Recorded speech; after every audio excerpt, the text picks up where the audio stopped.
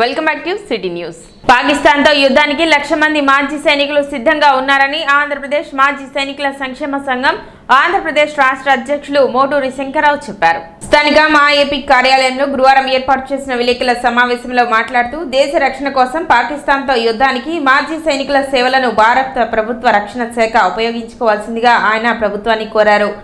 మా ఏపీలో కొందరు మాజీ సైనికులు సభ్యులుగా ఉన్నారని మా ఏపీ వ్యవస్థాపకులు సినీ దర్శకులు దిలీప్ రాజా తెలిపారు. భారతీయులందరూ ఒక్కసారి గాలి పీల్చి వదిలితే ప్రపంచ పటం నుండి పాకిస్తాన్ తుడిచిపెట్టుకుపోతుందని ఆయన పేర్కొన్నారు. ఒకవైపు సెలవుల్లో ఉన్న సైనికులను వెనక్కి పిలిపిస్తున్న నేపథ్యంలో గతంలో యుద్ధభూమికి వెళ్లిన అనుభవంతో మాజీ సైనికులను యుద్ధభూమికి పంపించమని మాజీ సైనికుల సంక్షేమ సంఘ రాష్ట్ర ఆర్గనైజింగ్ కార్యదర్శి ఐనంపూడి రత్నప్రసాద్ కోరారు. పహల్గాంలో జరిగిన ఉగ్రవాద కాల్పుల్లో ప్రాణాలు పోగొట్టుకున్న భారతీయ ప్రాణాలకు దీటుగా ఆపరేషన్ సింధూర్లో దెబ్బకు దెబ్బతీసి దేశం మీసం తిప్పిందని మాజీ సైనికుల సంక్షేమ సంఘం రాష్ట్ర ఉపాధ్యక్షులు పుసులూరి లక్ష్మీనారాయణ చెప్పారు. ఆపరేషన్ సింధు ప్రస్తుతం జరిగినటువంటి ఈ యుద్ధ మేఘాలలో ఇది మన త్రివిధ దళాల సైన్యాధికారులు త్రివిధ దళాలకు మరియు ప్రోత్సహించి వెన్నుతట్టి వెనకాల నిలబడినటువంటి ప్రభుత్వం మరి మోడీ గారికి చెయ్యెత్తి జై కొడుతున్నాను. మా యొక్క మాజీ సైనికులు ఈ రోజుకు కూడా ఈ వయసులో కూడా మాకు ఇప్పుడున్న బృందంలో 60 నుంచి 71 సంవత్సరాల వరకు వయసు వారి ఇక్కడ కూర్చుని ఉన్నాము. మేమే కాదు మాకంటే సీనియర్లు కూడా రాష్ట్రంలో ఉన్నటువంటి 1,00,000 మంది మాజీ సైనికులు కూడా రాష్ట్ర వ్యాప్తంగా 175 నియోజకవర్గాలలో ఉన్నటువంటి 665 మండలాలలో వారు కూడా యుద్ధానికి ఈరోజు సిద్ధంగా ఉన్నాము. పాక్ దాడులు చేయడానికి అవకాశం ఉన్న ప్రాంతంలో తగిన జాగ్రత్తలను ఎలా తీసుకోవాలో మాక్ డ్రిల్ ద్వారా చూపిన జాగ్రత్తలను ఆయా ప్రాంతాల్లోని భారతీయులు పాటించడం అవసరమని మాజీ సైనికుల సంక్షేమ సంఘం బాపట్ల జిల్లా అధ్యక్షులు వాక ఆదినారాయణ సూచించారు. ప్రపంచవ్యాప్తంగా పర్టికులర్లీ భారతదేశ వ్యాప్తంగా అంతా యుద్ధం మీద ఫోకస్ అయి ఉంది. Everybody is aware about the war between Pakistan and India.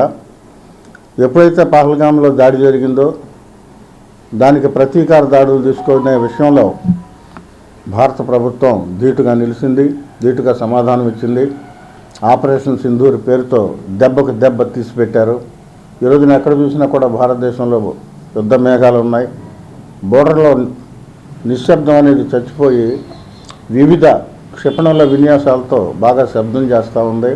ఏదేమైనా కూడా గట్టిగా భారతీయులందరూ ఒక్కసారి గాలి పీల్చి వదిలితే పాకిస్తాన్ ప్రపంచ పటంలో ఉండదు. ఇప్పుడు ఆపరేషన్ సింధూర్ అనేది ఎలా అయితే ఉందో గతంలో ఆపరేషన్ విజయ్ అనే దీంట్లో కూడా మన శంకర్రావు గారు పాల్గొన్నారు. బోర్డర్లో దేశ రక్షణలో భాగంగా ఆయన యుద్ధభూమిలో ఉన్న విషయం ప్రజలకు తెలియాల్సిన అవసరం ఉంది. ఎందుకంటే భార్యల్ని, బిడ్డల్ని, బంధాలని, బంధుత్వాలని అన్నింటినీ వదులుకుని తుపాకీ పట్టుకుని దేశం కోసం, దేశ రక్షణ కోసం, దేశ గడ్డ మీద పరాయోడు అడుగు పెట్టకూడదనే భావంతో వాళ్ళు ప్రాణాలను సైతం లెక్క చేయకుండా చేసిన వాళ్ళకి సెల్యూట్ కొట్టాల్సిందే. ఇప్పుడు వచ్చిన అవకాశంలో మమ్మల్ని ఏమన్నా ఉపయోగించుకుంటారంటే నేను సైతం సిద్ధం అని మేము ఒక ప్రభుత్వానికి విన్నవించుకుంటున్నాం. ఈరోజు కూడా 71 సంవత్సరం నాకు. ఈ రోజైనా సరే ఏదన్నా అవసరం ఉంటే మమ్మల్ని ఉపయోగిస్తే మేము రావడానికి సిద్ధంగా ఉన్నాము.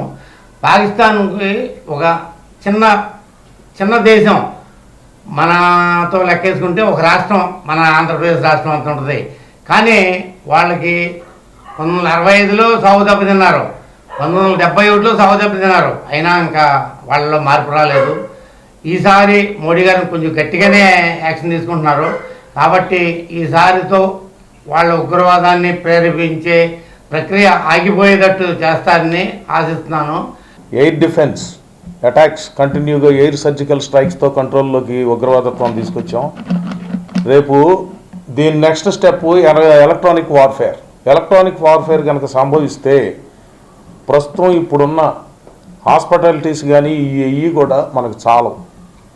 ఎందుకంటే ఒక్కసారి ఆ అణుబాంబు పడిందంటే న్యూక్లియర్ వార్ఫేర్కి కిట్స్ కావాలి. ఇదివరకు రష్యా నుంచి మాకు కిట్లు డెమోన్స్ట్రేషన్ చేసాం మేము.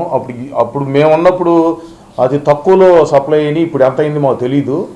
కానీ సామాన్య ప్రజానికం అందరూ కూడా నిన్న వచ్చిన మన కరోనా టైప్లో మనకి ఆక్సిజన్ కిట్లు కానీ ఏయన్నా కానీ ఇవన్నీ అవసరం అవుతాయి. వీళ్ళు చేసే పని అనేది ఒక్కటే, ఇక వాళ్ళకి మిగిలింది రెండో పని లేదు. ఇక వాళ్ళకి ఇక ఏమీ లేదు. నిన్నటిదాకా ఉగ్రవాదత్వం అన్నట్టు పెట్టుకున్నారు, వాళ్ళ నాశనం ఎదురు చేస్తాం. అది అయిపోగానే నెక్స్ట్ వాళ్ళ పని ఏంటంటే న్యూక్లియర్ వార్ఫేర్ అని బెదిరిస్తున్నారు. మనం ఏంటంటే అన్ని రంగాల్లో దానికి ఇప్పుడు ప్రభుత్వం కూడా దీని మీద కన్నేసి హాస్పిటల్టీస్ అన్ని నగరాల్లో ఎక్కడికక్కడే ఈ ఆక్సిజన్ కిట్లు కానీ, కొంతమందికి చెవులు కనపడకుండా పోవచ్చు, కళ్ళు కనపడకుండా పోవచ్చు. అతి భయానకంగా ఉంటుంది ఆ స్ట్రైక్ అనేది. అది పడిందంటే మాత్రం కొన్ని ఏరియా ఆ రేంజ్ ఎంతవరకు ఉందో, ఎఫెక్టెడ్ రేంజ్ ఆఫ్ ఫినిష్ ఏముండదు, గోడలు కూడా నీళ్లు బయలుపోతాయి. ప్రతి శుక్రవారం స్థానిక టీడీపీ కార్యాలయంలో గ్రీవెన్స్ ద్వారా ప్రజల వద్ద నుండి సమస్యలు, అర్జీలు తీసుకోబడినని టీడీపీ నేతలు తెలిపారు. రాష్ట్ర పార్టీ ఆదేశాలతో ప్రతి నియోజకవర్గంలో గ్రీవెన్స్ నిర్వహించే కార్యక్రమం జరుగునని, కావున నియోజకవర్గ ప్రజలు మీ సమస్యలు ఏమైనా ఉంటే వాటిని ఒక అర్జీ రూపంలో తీసుకురావాలని టీడీపీ నేతలు పిలుపునిచ్చారు. రేపు మధ్యాహ్నం 3 గంటల నుండి సాయంత్రం 5 గంటల వరకు కార్యక్రమం జరుగునని తెలిపారు. కార్యక్రమంలో పలువురు టీడీపీ నాయకులు, కార్యకర్తలు పాల్గొన్నారు. కూటమి ప్రభుత్వం చంద్రబాబు గారి నాయకత్వంలో ప్రతి శుక్రవారం ప్రతి నియోజకవర్గంలో కూడా 175 నియోజకవర్గాల్లో ఉన్నటువంటి శాసనసభ్యులు, ఇన్ఛార్జీల సమక్షంలో ఆ నియోజకవర్గంలో ఉన్నటువంటి ప్రజల యొక్క సమస్యలు ఏ విధంగా పరిష్కరించబడతాయి, పరిష్కరించకపోతే కారణాలు ఏంటని తెలుసుకోవడం కోసం ప్రజా దర్బార్ కార్యక్రమం ఏర్పాటు చేయడం జరిగింది. ఈ కార్యక్రమం ప్రతి శుక్రవారం మధ్యాహ్నం 3 గంటల కానిండి 5 గంటల వరకు తెనాలి తెలుగుదేశం పార్టీ కార్యాలయంలో ఆల్పాటి రాజప్రసాద్ గారి నాయకత్వంలో జరిగింది. తెనాలి నియోజకవర్గంలో ఉన్న ప్రజలందరికీ ఒకటే విజ్ఞప్తి చేస్తా ఉన్నాం, మీకు ఉన్నటువంటి మరి ముఖ్యంగా వ్యక్తిగత సమస్యలు దయచేసి కొద్దిగా తీసుకురావద్దు. ప్రభుత్వ పరంగా మీకు రావాల్సిన, మీకు అందవలసిన, మీకు పరిష్కరించబడవలసిన సమస్యలు ఏదైనా ఉంటే ఖచ్చితంగా తీసుకురండి.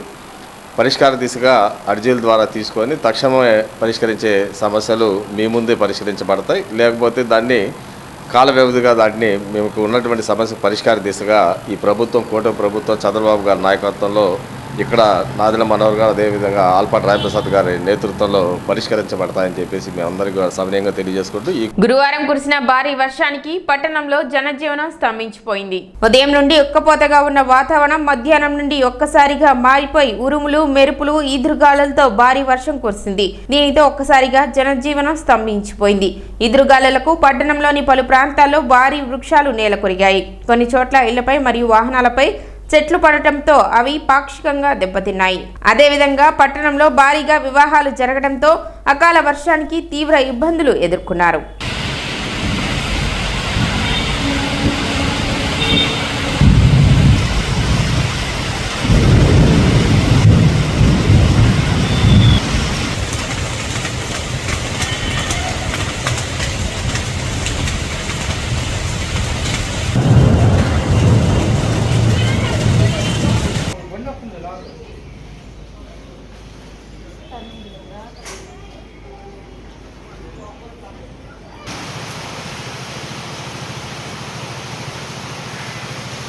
తొమ్మిదవ తేదీ శుక్రవారం వీరబ్రహ్మేంద్ర స్వామి ఆరాధన మహోత్సవాల సందర్భంగా కటవరం గ్రామంలో సింహం వంటి చిన్నోడు సాంఘిక నాటక ప్రదర్శన నిర్వహించనున్నారు. సమాజంలో జరిగే సన్నివేశాలు, సంభాషణలు, వరదలు వచ్చినప్పుడు లోతట్టు ప్రాంతాల మునగకుండా వారంతా సముద్రం పాలు కాకుండా నీటిని ఒడిసిపట్టి రాయలసీమ, కరువు ప్రాంతాలకు మళ్లించగలిగితే ఆంధ్రప్రదేశ్ సస్యశ్యామలమవుతుందని ప్రతి రాజకీయ నాయకులు, మనిషి నీతి నిజాయితీలకు అద్దం పట్టే ఇతివృత్తంతో ఈ నాటకం సాగుతుందని జంపాల శివనాగేశ్వరరావు నాటకానికి దర్శకత్వం వహించనున్నారు.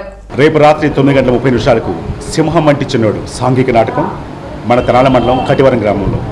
మరి మా ఆర్టిస్టులంతా కూడా రెడీ అయ్యి రేపు మీకు ఆ విందును పంచడానికి మేము సిద్ధంగా ఉన్నాం.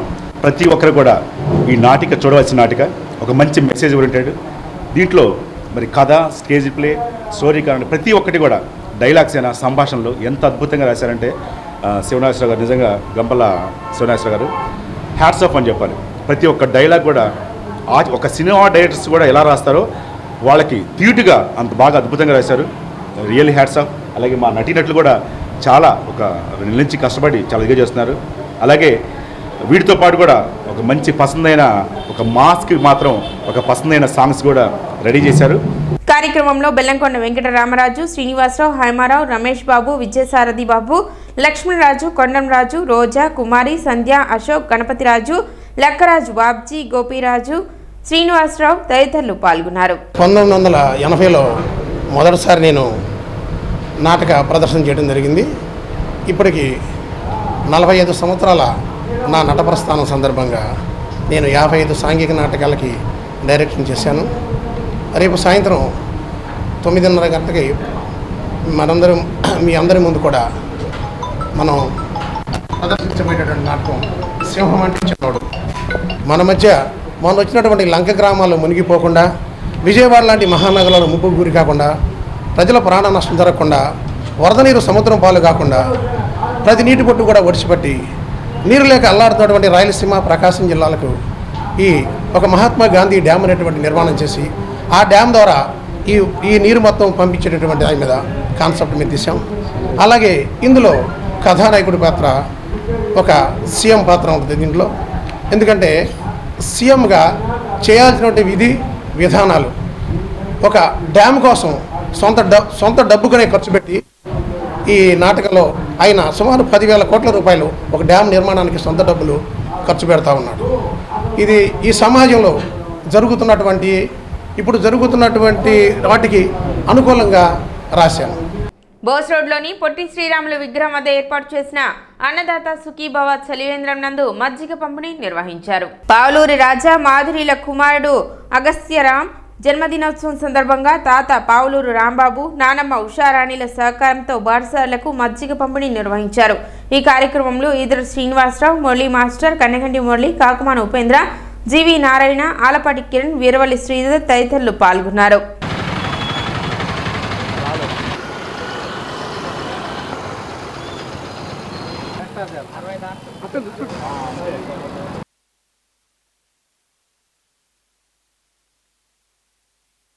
అన్నదాత సుఖీభావ కార్యక్రమం ఈరోజు మజ్జిగ కార్యక్రమం సందర్భంగా మా రోటరీ క్లబ్ మాజీ అధ్యక్షులు పావులూరు రాంబాబు గారు, ప్రస్తుతం సభ్యులు రాజా మాధురి గారి కుమారుడు పావులూరు రాంబాబు గారి మనవడు అగస్త్యారామ యొక్క పుట్టినరోజు సందర్భంగా ఈరోజు మజ్జిగ కార్యక్రమం పంపిణీ కార్యక్రమం ఏర్పాటు చేయటం అయింది.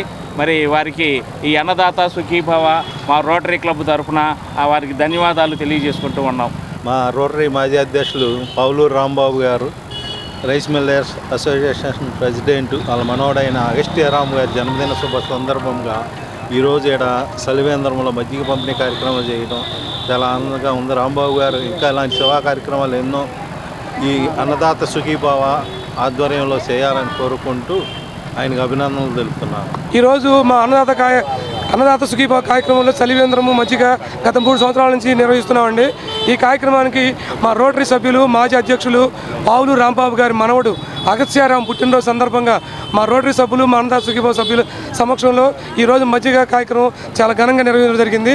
అగస్త్యారాంకి మరొకసారి జన్మదిన శుభాకాంక్షలు తెలియజేస్తున్నాం. ముఖ్యమంత్రి చంద్రబాబు నాయుడు అధ్యక్షతన వెలగపూడి సచివాలయంలో మంత్రివర్గ సమావేశం జరిగింది. దాదాపు 30 అంశాల అజెండాతో కేబినెట్ లో చర్చించారు.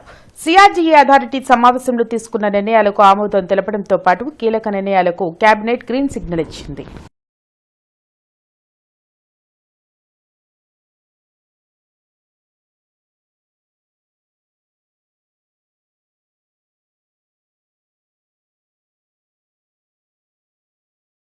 ఆంధ్రప్రదేశ్ బాగు కోసం మాజీ సీఎం జగన్ కు మనసు రావడం లేదని మంత్రి గొడ్డిపాటి రవికుమార్ మండిపడ్డారు.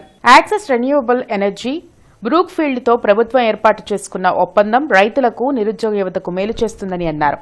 వెలగపూడి సచివాలయంలో ఆయన మీడియాతో మాట్లాడారు. పీక్ అవర్స్ లో వైసీపీ ప్రభుత్వం విద్యుత్ను యూనిట్ కు ₹9.38 కొనుగోలు చేస్తే కూటమి ప్రభుత్వం ₹4.60 కొంటున్నట్లు పేర్కొన్నారు. గతంలో విద్యుత్ శాఖపై 1.25 లక్షల కోట్లు అప్పు చేసి జగన్ నాశనం చేశారని విమర్శించారు. మా ప్రభుత్వం అధికారంలోకి వచ్చిన తర్వాత ₹1 కూడా కరెంట్ ఛార్జీలు పెంచలేదు. రాబోయే రోజుల్లో కరెంట్ ఛార్జీలు పెంచకుండా ఉండటం కోసం చేసే ప్రయత్నం చేస్తూ ఉన్నాం అన్ని విధాలా. అదే కాకుండా వీలైతే ముఖ్యమంత్రి గారు అయితే కరెంటు ఛార్జీలు తగ్గించాలని కూడా చెప్పిన భాగంలోనే ఈ యాక్సిస్ బ్రూక్ఫీల్డ్కి సంబంధించిన మనం పీపీఐ చేసుకోవడం జరిగిందనమాట.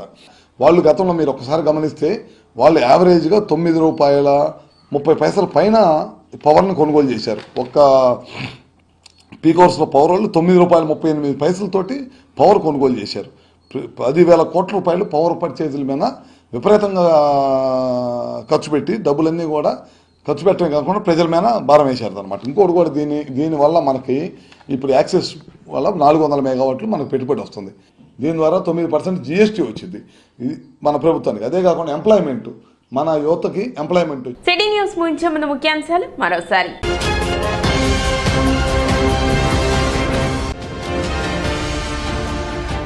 వరల్డ్ రెడ్ క్రాస్ డే సందర్భంగా తెనాలి రెడ్ క్రాస్ ఆధ్వర్యంలో రక్తదాన శిబిరం. ముఖ్య అతిథిగా పాల్గొని ప్రారంభించిన సబ్ కలెక్టర్ సంజనా సింహ.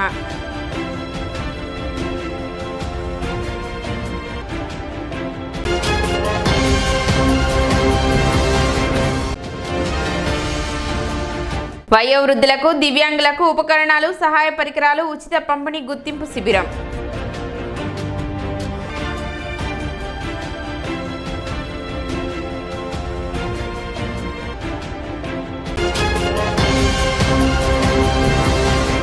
సిటీ న్యూస్ ఇంతటితో సమాప్తం. నమస్కారం.